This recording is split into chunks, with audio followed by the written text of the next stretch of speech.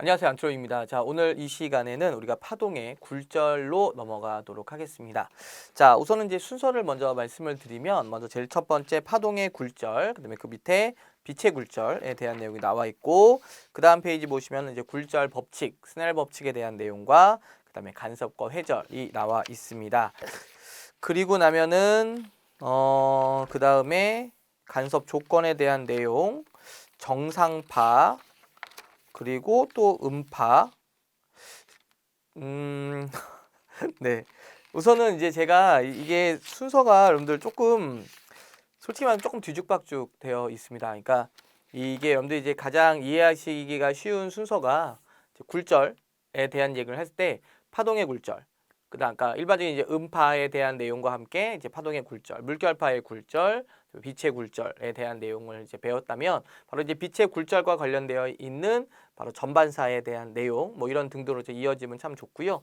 간섭에 대한 내용도 이제 간섭과 회절을 묶는 것이 아니라 간섭에 대한 내용을 배웠으면 바로 이제 그것을 활용하고 있는 어떻게 음파와 관련된 정상파에 대한 내용을 먼저 또 배우신 다음에 또 회절은 회절대로 묶여 있으면 좋은데 책이 조금 약간 그 내용 순서가 조금 이렇게 그냥 여러분들이 이해하시기가 좀 이렇게 왔다 갔다 할 수 있는 그런 순서로 조금 되어 있는 게 좀 아쉬움이 좀 나와 있지만 제가 또 임의적으로 책을 또 너무 순서를 바꿔버리면 여러분들이 이제 더 혼란스러우실 수 있어서 제가 그냥 일단 책 순서대로 그냥 나갈게요. 그게 여러분들이 아마 더 편하실 것 같아요. 어차피 전체적인 내용을 한번 보시고 그리고 또 이제 문제를 풀어 나가셔야 하기 때문에 그냥 순서대로 일단 하겠습니다. 예, 한번 하시고 이 내용 뭐 저번 시간에도 배웠었던 것 같은데 뭐 이렇게 약간 중복되게 좀 내용이 들으시면 제가 좀 약간 조절은 잘 할 텐데 그래도 이제 또 듣게 되시면은 그냥 뭐 복습하는 거다 이렇게 편하게 생각하시면 좋을 것 같아요. 네,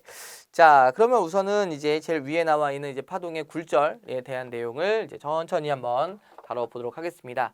뭐 사실 지난 시간에 배웠었던 우리가 파동에 대한 기본적인 용어는 뭐 그렇게 어렵지 않은 내용이었지만 이 굴절은 수업을 듣고 나서 이제 문제를 푸시는 것과 그냥 푸시는 게 좀 차이가 큽니다. 그러니까 한번 같이 보시는 게 좋을 것 같아요.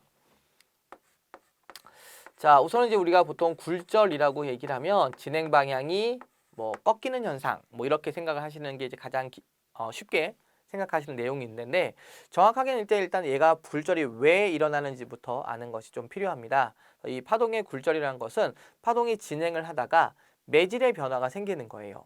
매질의 변화가 생기면 전파 속력이 달라지게 되겠죠. 그래서 파동의 어떤 진행을 하다가 매질의 변화에 따른 바로 전파 속력의 변화가 인해서 진행 방향이 달라지는 현상을 우리가 굴절이다. 이렇게 얘기를 하게 됩니다. 자, 그림으로 한번 설명을 드릴게요. 자, 이렇게 이제 경계면이 있고 여기를 1번 매질, 여기를 2번 매질이라고 하겠습니다. 자, 경계의 가상인 선을 우리가 뭐라고 하죠? 네, 법선이라고 얘기를 해줍니다. 자, 그리고 이제 저쪽에서부터 파동이 진행을 해와요. 파동이 쭉 진행을 해오다가 네, 판사도 일어날 수 있는 거고요. 그 다음에 만약에 매질의 변화가 없으면 이런 파동은 또 그냥 직진을 할 수가 있어요. 그런데 이렇게 매질의 변화가 있으면 진행 방향이 꺾이게 되는데 우리가 흔히 꺾이는 방향을 이렇게만 생각하시는 경우도 많은데 당연히 이렇게도 굴절이 될 수가 있는 겁니다. 그래서 우리가 보통 이렇게 꺾이는 방향을 법선 쪽으로 좀 굴절을 했다 이렇게 생각하신다면 이렇게 굴절되는 거는 경계 쪽으로 굴절이 됐다 이렇게 생각하시면 되겠습니다.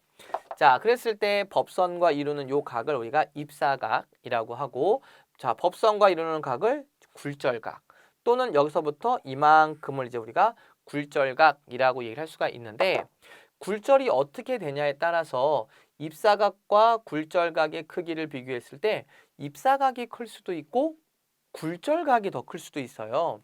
그래서 일단 여러분들이 일단 이 굴절을 배울 때 어떻게 이 굴절 방향을 먼저 찾는 것인가가 사실은 이 굴절에서는 굉장히 중요한 내용입니다. 그래서 일단 제가 굴절 방향을 쉽게 찾는 법을 먼저 말씀을 드리고 일단 간단한 원리를 보여드릴 거고요. 그 원리에 입각한 외우는 방법까지도 제가 설명을 드리도록 하겠습니다. 이렇게 생각하시면 굉장히 간단해요. 자, 이렇게 이제 경계를 긋고요. 이쪽을 제가 아주 매끄럽게 포장된 아스팔트 도로라고 생각을 해볼게요. 여기는 이제 모래사장, 모래밭이라고 한번 생각을 해보겠습니다. 자, 그럼 이제 저쪽에서부터 예를 들면 이렇게 생각하면 좋을 것 같아요. 바퀴가 2개 달린 리어카 있죠. 예, 바퀴가 2개가 달린 리어카가 이쪽에서부터 이렇게 쭉쭉쭉쭉 이렇게 밀고 이렇게 온다라고 생각을 한번 해볼게요. 그러면 2개의 바퀴가 모두 아스팔트 도로에 있을 때는 바퀴가 잘 굴러갈 거예요. 그래서 바퀴가 잘 굴러가면서 여기까지 왔다라고 한번 생각을 해보겠습니다. 아직까지는 2 바퀴가 모두 다 아스팔트 도로에 있기 때문에 바퀴가 잘 굴러가고 있는데 얘가 조금 더 앞으로 진행을 해 오게 되면 한쪽 바퀴는 이렇게 모래밭에 들어가 버리게 돼요. 하지만 나머지 쪽 바퀴 하나는 아직까지는 아스팔트 도로에 위치를 하고 있습니다. 그러면 이렇게 모래에 들어간 바퀴는 잘 굴러가지 않을 거고 아스팔트 도로에 있는 놈이 조금 더 잘 굴러가게 될 거예요. 그러면 얘는 직진을 할 수가 없어요. 한쪽 바퀴는 잘 굴러가지 않은 상태에서 오른쪽 바퀴만 잘 굴러가다 보니까 방향이 이렇게 틀어져 버리게 된다는 거죠.